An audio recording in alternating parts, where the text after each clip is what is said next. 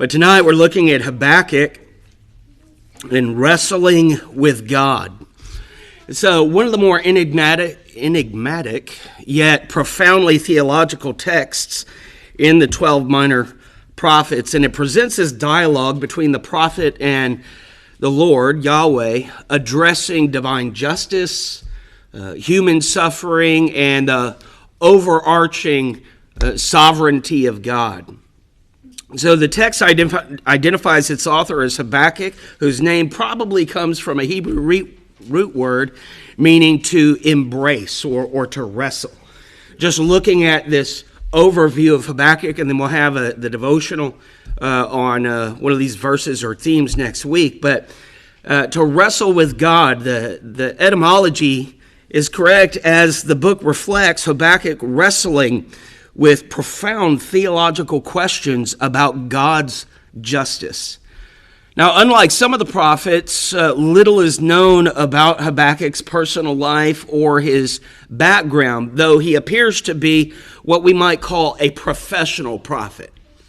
Right? You have prophets, and then you have those that are professional prophets, and it's kind of like today. You have people who they stand up and they preach on a Sunday morning, but maybe they're not considered professional because they didn't go to school or something like that, right? So he was a professional prophet, giving his familiarity with temple worship and his reference to musical settings, if we just look in Habakkuk chapter 3 and verse 19. Now, scholars, they typically date the book to the late 7th century BC, so before Christ, or BCE, before Common Era, likely somewhere between 609 and 605, during the rise of what we call the Neo-Babylonian Empire under the successor Nebuchadnezzar II. And it was marked by the decline of Assyria and the impending Babylonian threat to Judah. Remember, we have a few times, or a couple of times rather, that they are carried off into Babylonian captivity. And so this historical backdrop, it helps explain the prophet's statement over Judah's corruption and his astonishment at God's use of Babylon as an instrument of judgment. So there's these profound theological things that are happening. You have God's people, those who long ago you had brought out of Egyptian bondage. You were with them in the wilderness. You taught them to build the temple, how you wanted to be worshipped, and all of these different feasts. And yeah, sure, they made mistakes and they kind of turned away, but how is it that you can use the enemies of your people to correct them? And so there's some confusion that he has there. Now, Habakkuk, he primarily addressed the southern kingdom of Judah, a nation that had a lot of moral and spiritual decay. The reforms of King Josiah had waned, and following his death, and subsequent kings allowed idolatry and injustice to flourish. The audience would have been acutely aware of the instability at the time, as Egypt and Assyria and Babylon, they kind of fought for dominance in the ancient Near East. And the prophet's dialogue with God not only reflects his personal anguish, but also the anxiety of the nation in facing this divine judgment. And so Habakkuk's message serves as both a reflection of God's justice and a call for the righteous to live by faith in truly turbulent times. You might jot down Habakkuk chapter 2, verse 4. And it's actually structured, as short of a book as it is, into three main sections. The first is in chapter 1, verses 1 through 11. So in chapter 1, verses 1 through 11, we have Habakkuk's first complaint and God's response. Habakkuk, he laments Judah's violence and injustice, and he cries out, "How long, Lord, will I call for help, and you will not hear?" There in verse 2. And God responds by revealing his plan to raise up the Chaldeans. Chaldeans, that's another word for Babylonians. And so he responds with telling him that he's going to raise up the Babylonians as an instrument of judgment. There in verse 6 of chapter 1, for behold, I am raising up the Chaldeans, that grim and impetuous people. So in verses 1 through 11 of chapter 1, we have Habakkuk's first complaint and God's answer. How long am I going to call on you, but you're not going to help me?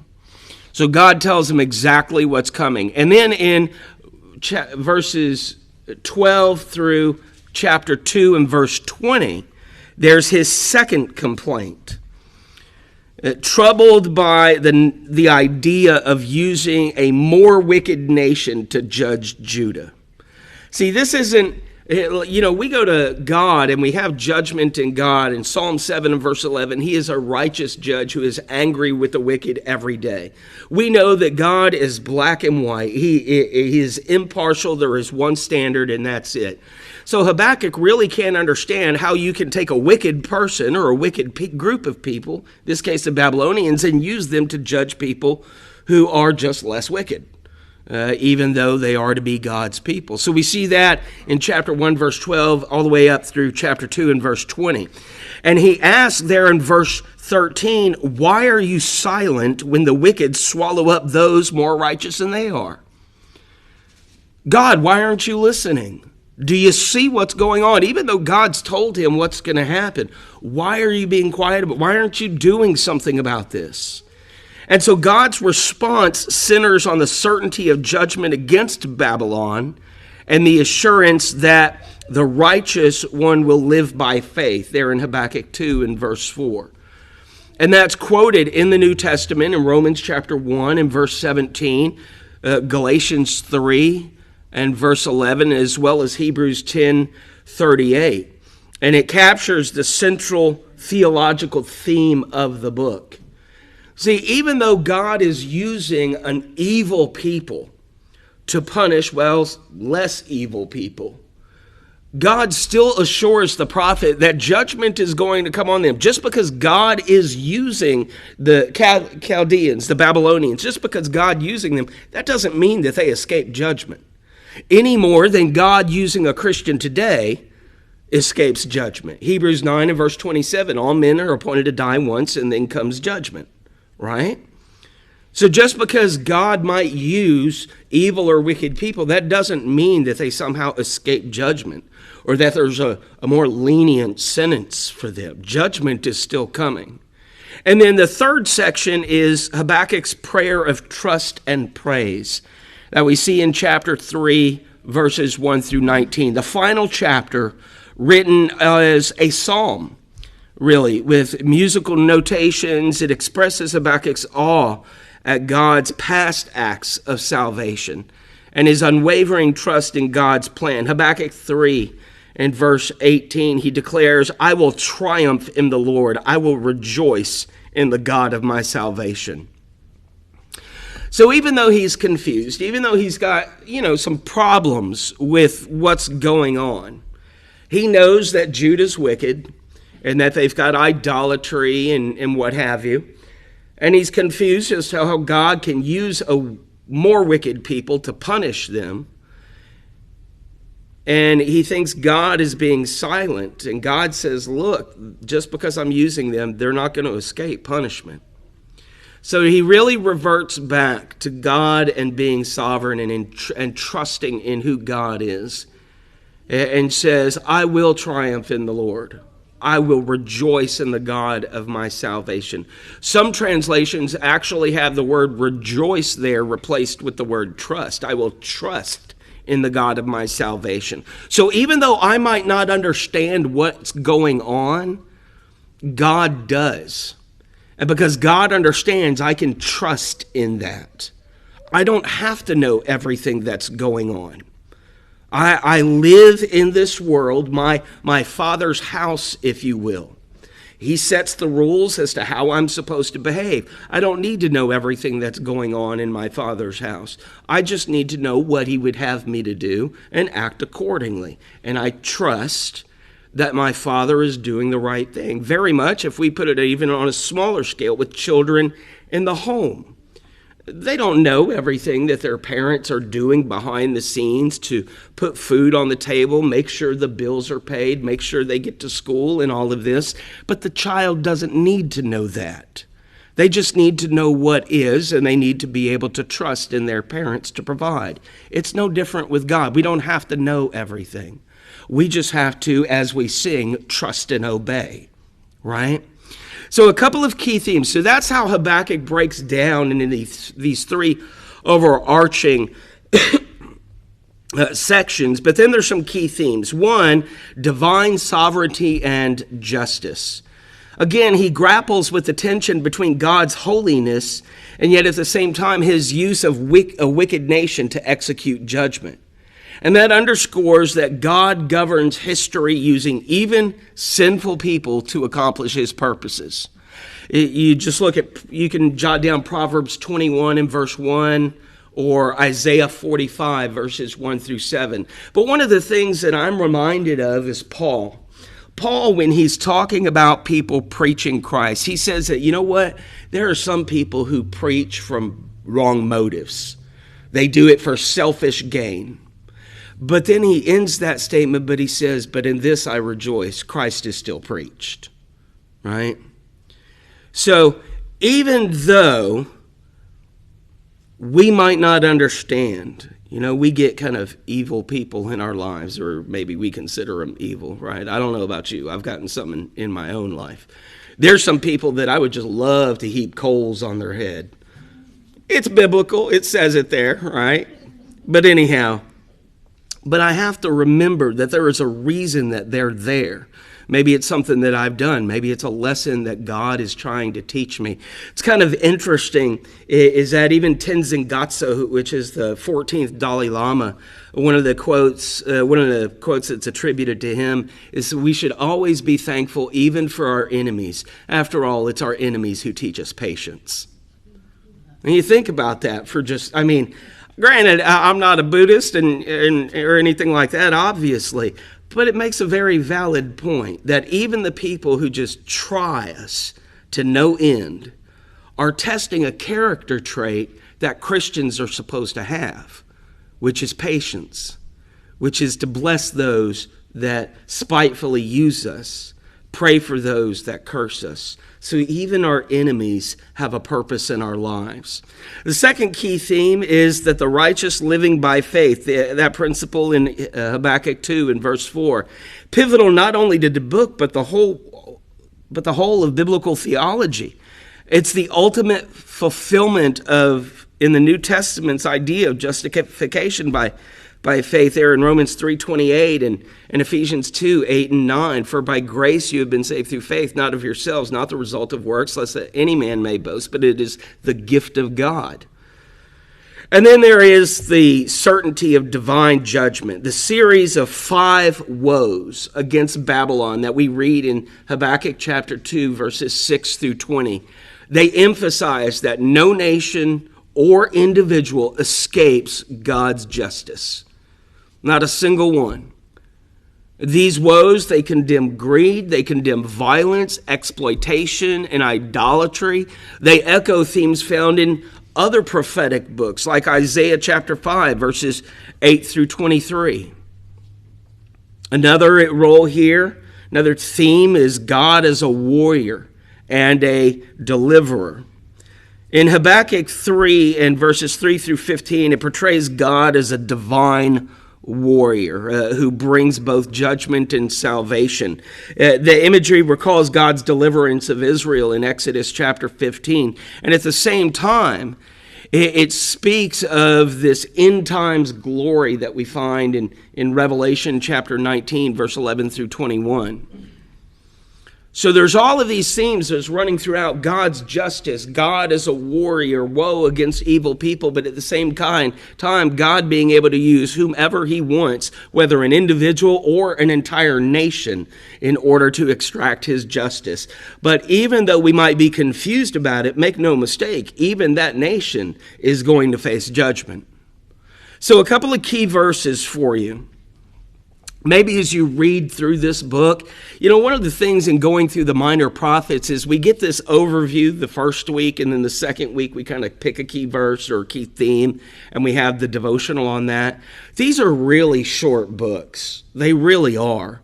That you can go through and read during the week, and especially look at these key verses and kind of have at least your mind prepared a little bit for the actual devotional. But the first key verse is there in chapter 1 and verse 5. Look among the nations, watch, be horrified, be frightened, speechless, for I am accomplishing a work in your days. You would not believe it even if you were told. The second key verse, now that particular verse highlights God's sovereign activity in history beyond human comprehension. You might think Isaiah 55, 8 and 9. As the heavens are higher than your ways, my thoughts are higher than your thoughts, my ways are higher than your ways. The second one, though, is Habakkuk chapter 2 and verse 4. Behold, as for the proud one, his soul is not right within him, but the righteous one will live by his faith. Again, underscoring the necessity of faith in the face of uncertainty and impending judgment. See, Hebrews 9:27, as I mentioned a moment ago, all are appointed to die once, and after this comes judgment. That can be a fearful thing. It can be. And even though I'm 48, some people would call me old, some people would call me young, But even at 48, I do think about the end, as it comes on closer. And that's a natural response of people. But one of the things that we can do in the necessity of faith is there is an uncertainty there. And that divine judgment, and what we have to do is to learn to trust in who God is and have faith that he is a just God. It's like Charles Stanley said, we do the best that we can according to the Bible and then leave the results to God, because ultimately in the end, he's the one that makes the decision, not me, right? The next one is Habakkuk chapter 3, verses 17 and 18. Though the fig tree should not blossom and there be no fruit on the vines, yet I will triumph in the Lord. I will rejoice in the God of my salvation, demonstrating the prophet's profound trust in God's character, no matter what the external circumstances are. Habakkuk's message, it reverberates, it shakes throughout the New Testament, particularly in its affirmation of faith as the basis for righteousness. See, Paul's use of Habakkuk 2:4 in Romans and Galatians and Hebrews, granted we're not sure if Paul wrote Hebrews, but Hebrews, it underscores the idea of being justified in God's sight. And Habakkuk's defense of God's justice, it anticipates questions that are addressed in the New Testament, like the parable of the wheat and the tares there in Matthew 13 and 24 to 30, and Paul's discourse on God's sovereignty in Romans 9, chapter 9 through chapter 11. Well, the interesting thing about the wheat and the tares is that sometimes, as Christians, we think we've got to go around arguing every single point, right? Sometimes. To the smallest detail, okay, well, you're right on this, but you're wrong on that, and we've just got to point out every little thing.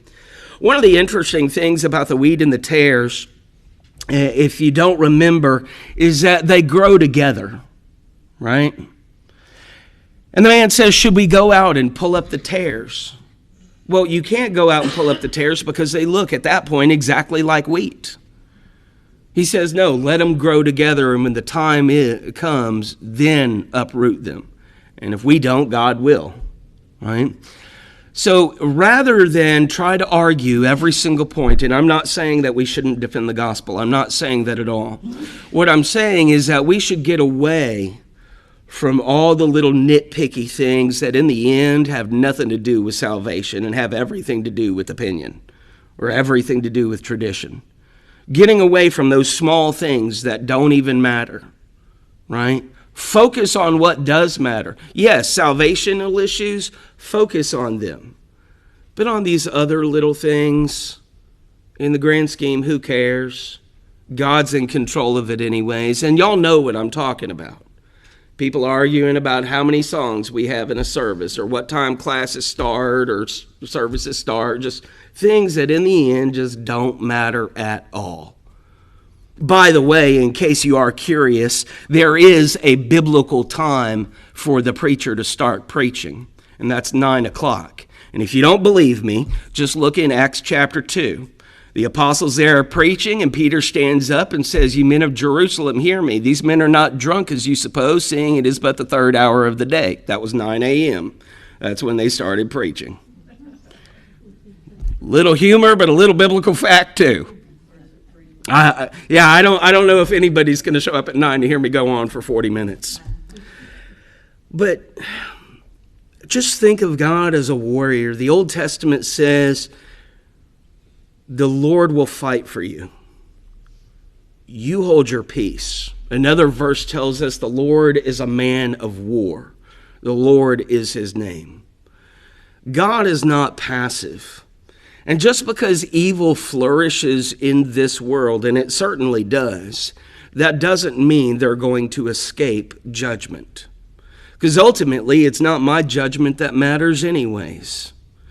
It's like Paul said, we preach Christ and him crucified. You don't see Paul walking around preaching about all these other things. All he cared about was sharing the gospel, because the testimony of Jesus Christ is the only thing that can save. That's it. So really, the book of Habakkuk, it offers a timeless message of faith and trust in the face of divine mystery. It confronts readers with profound questions about God's governing of the world while inviting them to rest in his judgment and redemption. As Habakkuk himself learned, faith is not the absence of doubt. That's not what faith is. Faith is not the absence of doubt. Faith is the choice to trust God in moments of doubt. That's what it is. People think that when they have doubt that they have no faith. No, that's not what it is. Everyone has doubts at one point or another, depending on what's going on in their lives. Faith is trusting God in those moments of doubt. And that continues to resonate with believers today, providing a foundation for enduring hope and worship. And I'm so thankful for Perry for his prayer, and that I hope that these words are something that you can take with you throughout the week and just kind of think on. And you know, I guess your homework would be, how much do you trust God? When you doubt, when you don't know what's going on, in your life, at your job, about decisions that you have to make, how much do you trust God?